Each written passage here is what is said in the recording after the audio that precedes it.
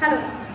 आज teaching aptitude के class में एक नए टॉपिक को हम सीखेंगे, एक मूल्यांकन के टॉपिक को हम सीखेंगे जिसे हम CCE कहते हैं, कंटिन्यूअस एंड कम्प्रिहेंसिव इवैल्यूएशन। यह पूरा सतत और व्यापक मूल्यांकन है। यह एक मूल्यांकन की विधि है जो 2009 में आई थी बच्चों। ये कब आई थी? तो मूल्यांकन की विधि 2009 में आई थी। इसमें CBSE, central board of secondary education, CBSE जो है इस मॉडल को अपनाया गया CBSE के द्वारा। और इसमें होता क्या है बच्चों, तो आज के क्लास में हम पूरा CCE का मेथड सीखेंगे। CCE जानने से पहले आपको एक स्कूल को जानना बहुत ज़रूरी है कि आखिर हम स्कूल के एक्टिविटी में करते क्या हैं। तो बच्चों, स्कूल जो है वहाँ पे क्या सिर्फ पढ़ाई कराया जाता है या हम और भी चीज़ें सीखते हैं? तो आपको जानना होगा कि स्कूल लेवल पे हमारी जो एक्टिविटी कराई जाती है वह सिर्फ शैक्षिक नहीं होती है बच्चों, सिर्फ शैक्षिक नहीं होती है। इसमें सब शैक्षिक पहलू भी जुड़े हुए हैं। इसमें सिर्फ करिकुलर एरियाज नहीं है कि आप आए, आपने किताब खोला, आप किताब पढ़े और स्कूल से वापस चले गए। तो एक बच्चे की क्या स्कॉलरिस्टिक लर्निंग सिर्फ होती है स्कूल में? जी नहीं, सिर्फ शैक्षिक नहीं होती है। पूर्ण रूप से विकास 360 डिग्री ऑल राउंड डेवलपमेंट के लिए हमें स्कॉलरिस्टिक और पोस्ट स्कॉलरिस्टिक दोनों को मिला के देखना पड़ता है। तो स्कॉलरिस्टिक की बात जब हम करेंगे तो इसमें होता क्या है बच्चों, इसमें विशिष्ट जो हमारा विषय है, मतलब जो स्पेसिफिक सब्जेक्ट्स है, जैसे physics, chemistry, science, maths, SST, आप बचपन से पढ़ते ही आए होंगे। तो विशिष्ट विषय जो है इसका इवैल्यूएशन और साथ में जीवन कौशल आप सीखते हैं। जैसे मैं एक एग्जांपल दूँ कि स्कूल में आपने देखा होगा कि हम टीचर्स डे मनाते हैं, स्कूल में हम फेस्टिवल्स मनाते हैं। अभी रिसेंटली हमने योगा दिवस मनाया है। तो ये ज़रूरत क्यों है? क्या यह शैक्षिक हिस्सा है या सहशैक्षिक? तो आप ये जानें कि यह सहशैक्षिक जो है यह हमारे एटीट्यूड को डेवलप करता है, हमें जो है लाइफ स्किल सिखाता है, हम एक अच्छे इंसान बनते हैं। और शायद समाज के लिए स्कूल से गए हुए बच्चों का सिर्फ और सिर्फ विशिष्ट विषयों के ऊपर कमांड ही ज़रूरी नहीं है, बल्कि 360 डिग्री एक व्यक्ति का जो मनोविज्ञान है, साइकोलॉजी है, वो भी एक बैलेंस्ड होना चाहिए। और इसीलिए पूर्ण रूप से जब हम विकास की बात करते हैं तो ये दोनों मिलके ही तो बनते हैं। और आज हम पढ़ने वाले हैं मूल्यांकन इवैल्यूएशन की एक विधि जिसे हम कहते हैं CCE। क्या उसमें क्या क्या आते हैं बच्चों? तो उसमें स्कॉलरिस्टिक और को स्कॉलरिस्टिक, शैक्षिक और सहशैक्षिक, ये दोनों ही पहलू महत्वपूर्ण हो जाते हैं। मुझे लगता है यहाँ तक आप क्लियर होंगे कि शैक्षिक और सहशैक्षिक क्या होता है। तो अब चलिए आगे बढ़ते हैं। CCE जो है ये एग्जाम में आता ही है। CCE एक लचीला मूल्यांकन पद्धति है, मतलब यह फ्लेक्सिबल है। और इसे हम फ्लेक्सिबल क्यों कह रहे हैं बच्चों? क्योंकि ये दो हिस्सों में, यह जो है ये दो हिस्सों में बटा हुआ है, यह दो हिस्सों में बटा हुआ है। आप देखते होंगे कि स्कूल में जो है वो फॉर्मेटिव और समेटिव,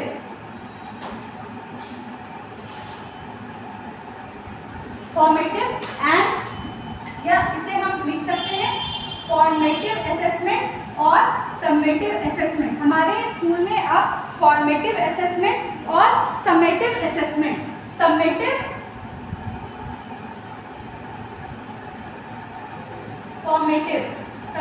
और फॉर्मेटिव असेसमेंट, ये दोनों ही चीज़ें की जाती हैं। अब ये दो अलग अलग टाइप का एग्जाम क्यों लिया जाता है? तो इस एग्ज़ाम को फॉर्मेटिव असेसमेंट को कराने के पीछे का जो लक्ष्य है, ऑब्जेक्टिव है, वह बिल्कुल ही अलग है। और जब हम समेटिव एग्जाम्स की बात करते हैं तो वहाँ हमारा लक्ष्य बिल्कुल ही अलग हो जाता है बच्चों। तो समेटिव में क्या होता है और फॉर्मेटिव में क्या होता है, आप जल्दी से इसे समझने का कोशिश करते हैं कि फॉर्मेटिव असेसमेंट होते कितने हैं। तो एक कक्षा में, किसी एक क्लास में, जैसे अगर हम क्लास 6 की बात करें तो आप देखेंगे कि फॉर्मेटिव असेसमेंट जो है वो 4 होते हैं। साल में कितने होते हैं बच्चों? 4। और समेटिव असेसमेंट कितने होते हैं? 2। तो टोटल कितने एग्जाम हो गए? 6। ठीक है। फॉर्मेटिव असेसमेंट कितने हो गए बच्चों साल में? 4, और समेटिव असेसमेंट कितने हो गए? 2, तो टोटल 6। अब इनकी मार्किंग किस तरीके से की जाती है और किसमें क्या क्या हम लोग जो है वो आकलन करते हैं, इवैल्यूएशन करते हैं, आकलन करते हैं, ठीक है। अब इसको समझते हैं। आप ये जानते होंगे कि इवैल्यूएशन में मेजरमेंट को मर्ज कर दिया गया है आकलन, है ना। मेजरमेंट को हम असेसमेंट में ही करते हैं। तो ये जो CCE है वो मेजरमेंट है या असेसमेंट है? तो आप क्या टिक करेंगे? ये एक असेसमेंट है, ठीक है। इवैल्यूएशन की कौन सी पद्धति है बच्चों? तो ये असेसमेंट है, आकलन है, इसे हम आकलन कहते हैं। ये कब आई थी? 2009 में आई थी। किसने अपनाया? Central board of secondary education ने इसे अपनाया। इसमें होता क्या है बच्चों? तो इसमें 4 फॉर्मेटिव एग्जाम होते हैं एक साल में और 2 जो है वो समेटिव एग्जाम्स किए जाते हैं। अगर आपको चीज़ें समझ में आ रही हैं तो आप ज़रूर बताएं। ये जानना एक टीचर के लिए बहुत महत्वपूर्ण है कि आपको चीज़ें या थ्योरीज जो है वो समझ में आ रही हैं या नहीं आ रही है। अब चलिए हम देखते हैं कि फॉर्मेटिव असेसमेंट जो है उसमें देखते क्या है। तो आप पहले तो लिखिए फॉर्मेटिव असेसमेंट कितने हुए। अगर आप 2 टर्म मतलब एक साल को, एक सेशन को, साल लिखना सही नहीं होगा, एक सेशन का मतलब क्या हो गया बच्चों? जैसे कोई बच्चा 6th में आता है और 6 से एग्जिट करता है, उसकी एंट्री और उसकी एग्जिट। तो इसको अगर हम बीच से डिवाइड कर दें तो बीच तक में फॉर्मेटिव कितने होते बच्चों? FA1 और FA2। ये कितने का? 10% वेटेज। ये कितने का? इसका भी वेटेज 10%। और फिर जब मिड आ गया उसके बाद FA3 प्लस FA4, इसका भी वेटेज कितना होगा? 10%। इसका वेटेज 10%। और सब्जेक्टिव ये जब FA1 और FA2 हो गया उसके बाद SA1 होता है, इसका वेटेज 30% और इसका वेटेज अगेन 30%। इसको क्या कहते हैं? SA2। चलिए एक बार और मैं इस चीज़ को आपको समझाती हूँ कि स्कूल लेवल पे एक सेशन को हमने बांटा 2 हिस्से में। पहला हिस्सा हो गया एंट्री से मिड और दूसरा हिस्सा हो गया मिड से लेके अंत तक, ठीक है। तो जब हम मिड तक की बात कर रहे हैं तो आप देखेंगे कि फॉर्मेटिव 1 मतलब FA1 जो हमारा हो रहा है वो कब हो रहा है?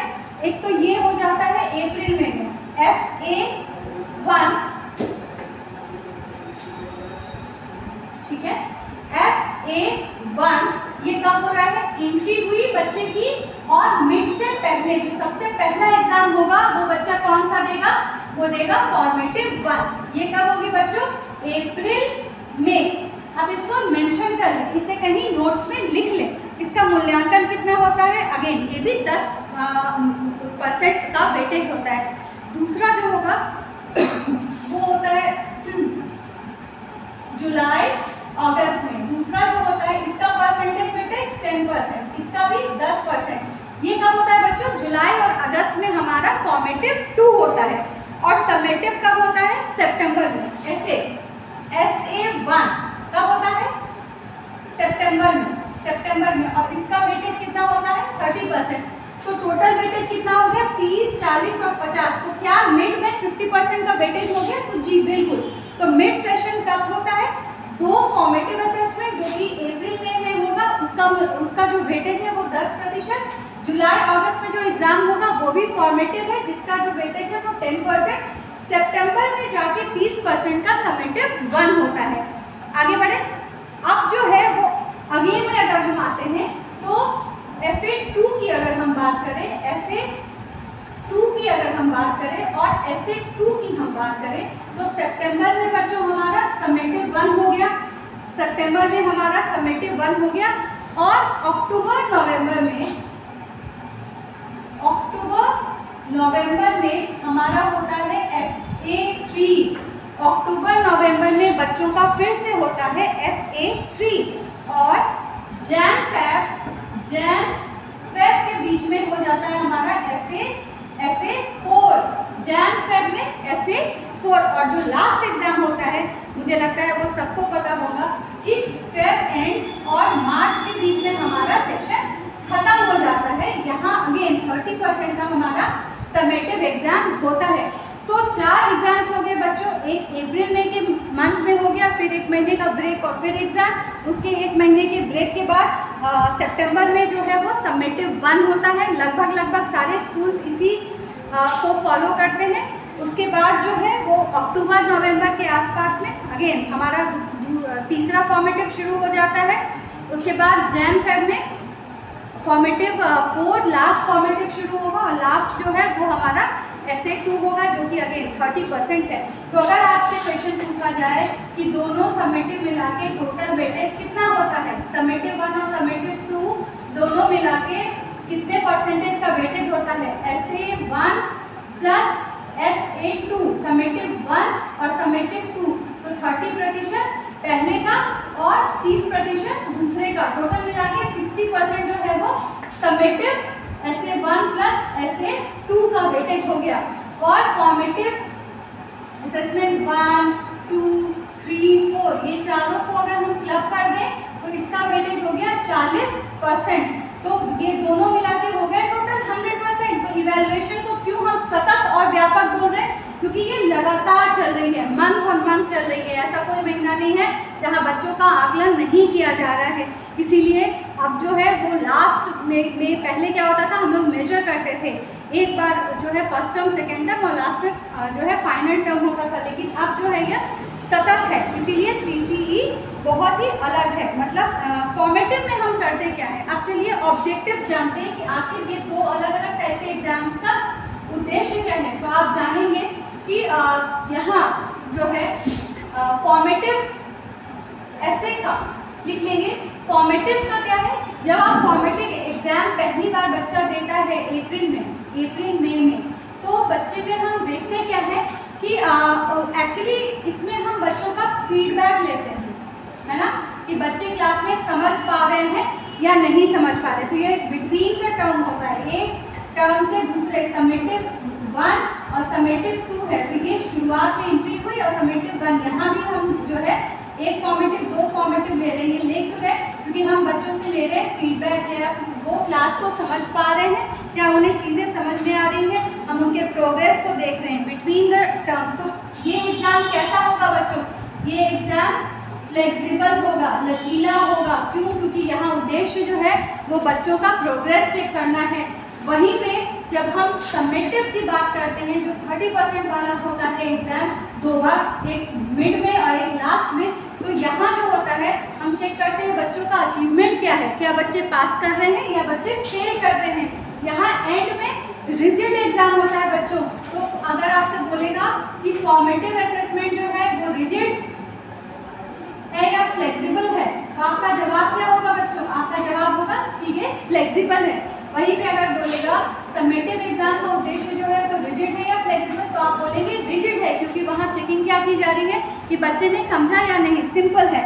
आप फॉर्मेटिव्स उसके अचीवमेंट को, उसकी उपलब्धि को, उसके पास और फेल होने को जो है हम देखते हैं। क्या सुधार का मौका समेटिव में होता है या फॉर्मेटिव में होता है, आपका जवाब क्या होगा, आप कमेंट सेक्शन में ज़रूर लिखिए, मुझे बताएं कि बच्चों में सुधार का मौका कहाँ होता है, समेटिव में या फॉर्मेटिव में। प्लीज़ आप अगर वीडियो पूरा देखेंगे तो आप मुझे ज़रूर कमेंट बॉक्स में ये बताइए कि हाँ मैम समेटिव में सुधार की गुंजाइश है या फॉर्मेटिव में सुधार की गुंजाइश है। आई होप इतनी बातें आपको क्लियर होगी, आप इतनी चीज़ों को समझ में आ रहे होंगे।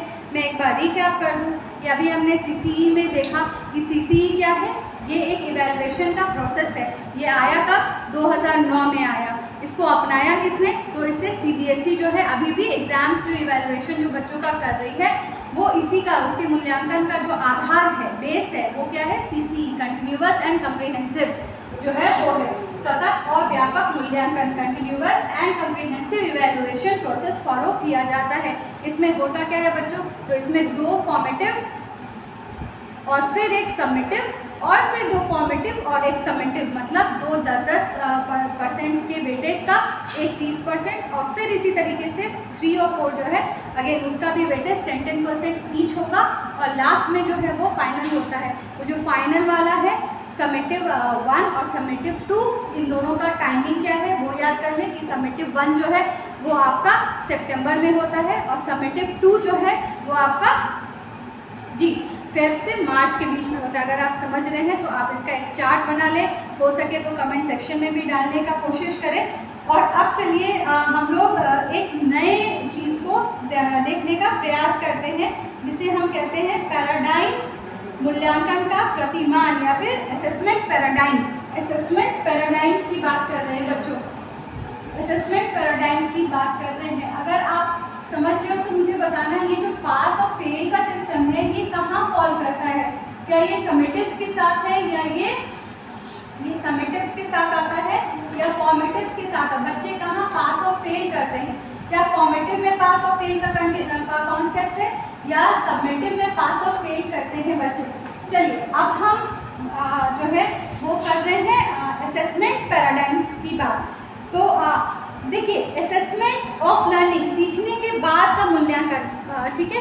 आप ये समझिए कि यहाँ पे बच्चे जो हैं उन्होंने चीज़ों को सीख लिया, तो इसमें 4 पैराडाइम्स हो जाते हैं, ठीक है। 4 पैराडाइम्स क्या हो जाते हैं? एक तो प्री हो जाता है, एक ड्यूरिंग लर्निंग हो जाता है, एक सेल्फ लर्निंग हो जाती है, और एक लास्ट में क्या सीखा या नहीं, इसका हम फाइनली इवैल्यूएशन कर रहे हैं, करेक्ट। तो ये 4 अलग अलग जगह है। तो असेसमेंट ऑफ लर्निंग, सीखने के बाद का मूल्यांकन, assessment of learning, assessment of learning मतलब का लर्निंग, असेसमेंट ऑफ लर्निंग, इसका जो है उद्देश्य क्या है? जब लर्निंग हो गई, ठीक है, अधिगम की प्रक्रिया हो गई, तो हम क्या देखेंगे कि बच्चों ने क्या सीखा, है ना, कि छात्रों ने क्या सीखा और इसका कैसे हम मूल्यांकन करें, ठीक है। तो ये कब किया जाता है? स्वाभाविक है, जब शिक्षक जो है वो शिक्षण की प्रक्रिया कर लेगा, तो उसके बाद वो मूल्यांकन जो है ये पाठ समापन के बाद, ठीक है, after the finishing of the topics, ये जो है उसका यूज़ होता है। इसका यूज़ क्या है? तो इसका रिपोर्ट निकालने के लिए, प्रमाणित करने के लिए कि बच्चों ने इतना सीखा, इसके इवैल्यूएशन में इसकी ज़रूरत होती है। जैसे आप कह सकते हैं बोर्ड का जो एग्ज़ाम है वो क्यों होता है बच्चों? उसमें किया क्या जा रहा है? अगेन यहाँ जो है असेसमेंट ऑफ लर्निंग की जा रही है कि सीखने के बाद का मूल्यांकन प्रक्रिया है ये बोर्ड। लाइकवाइज अगर हम टर्म एंड एग्ज़ाम देखते हैं, टर्म एंड एग्ज़ाम मतलब समेटिव 1 और 2, यहाँ भी क्या हो रहा है? यहाँ भी जो है वो यही चीज़ की जा रही है। सेकेंड जो होगा असेसमेंट फॉर लर्निंग, मतलब सीखने के लिए मूल्यांकन। तो यहाँ पे क्या करेंगे? सीखने के मतलब फॉर्मेटिव एग्जाम्स जो मैंने आपको बताया वो एग्जैक्टली यही है कि फॉर्मेटिव एग्जाम्स हो क्यों रहे हैं कि टीचर ने कुछ पढ़ाया, उसके बाद छोटे से पोर्शन का वो एग्जाम लेता है और देखता है कि क्या डेवलपमेंट है, क्या बच्चे सीख पा रहे हैं, सीखने और पढ़ाने को बेहतरीन बनाने का ये betterment, for the betterment of teaching process and learning process ये किया जाता है।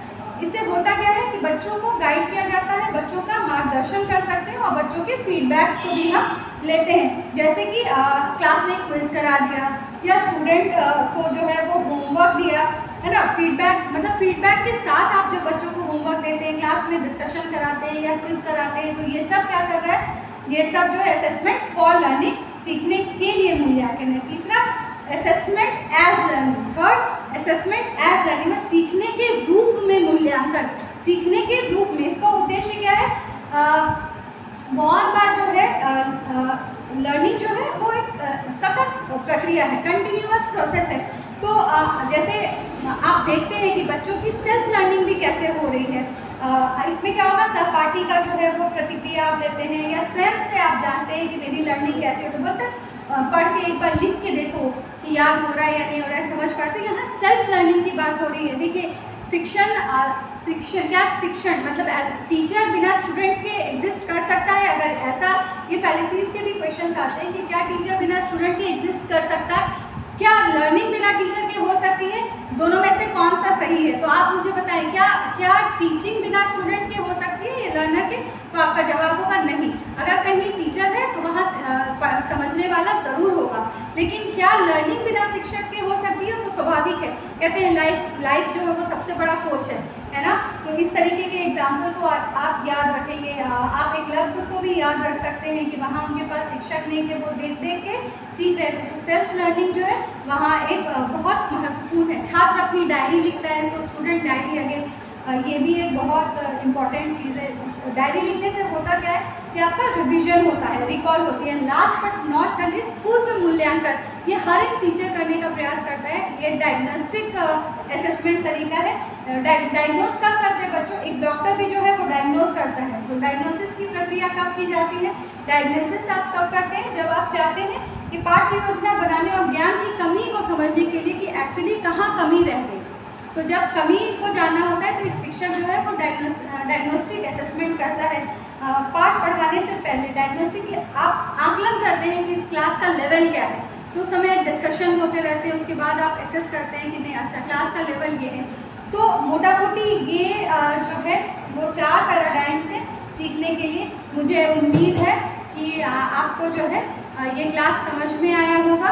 जहाँ भी आपको दिक्कत हो तो आप ज़रूर बताएंगे कि यहाँ प्रॉब्लम। आप कमेंट सेक्शन में भी चीज़ों को लिख सकते हैं। शेयर कीजिए, लाइक कीजिए, कमेंट कीजिए। कोई सुझाव हो तो आप ज़रूर दें। सुनने के लिए बहुत बहुत धन्यवाद। Thank you.